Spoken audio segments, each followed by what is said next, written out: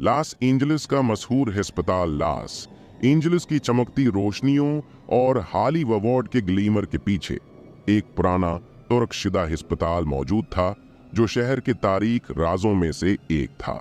ये एक ऐसी जगह थी जहां हस्पताल के बिस्तर की सर्दी मौत की यखबस्तगी से ज्यादा खौफनाक थी, जहां सरिंजों की खनखनाहट जख्मी रूहों के चीखों से कम नहीं थी।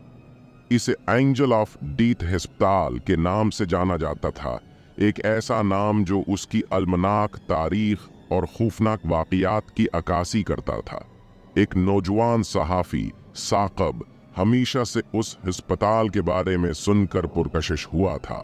इसकी पुरानी फाइलों में डबके लगाने और मकामी लोगों से बात करने के बाद उसने उस हस्पताल के बारे में कहानियां जमा की।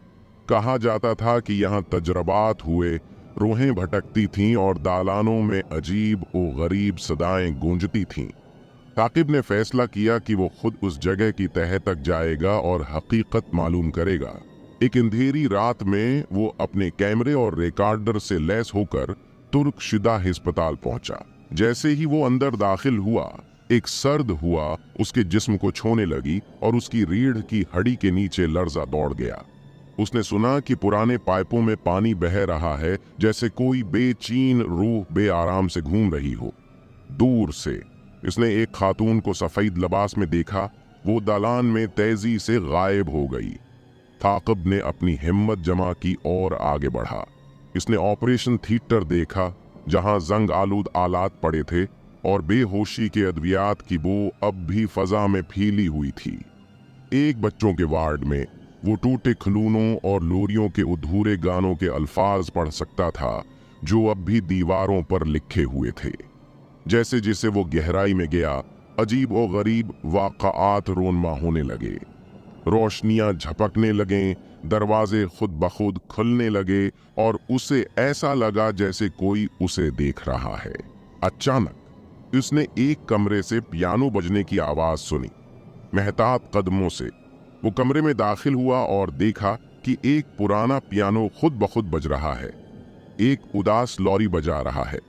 इसके पास ही एक नर्स की वर्दी में मलबूस एक खातून की रूह खड़ी थी।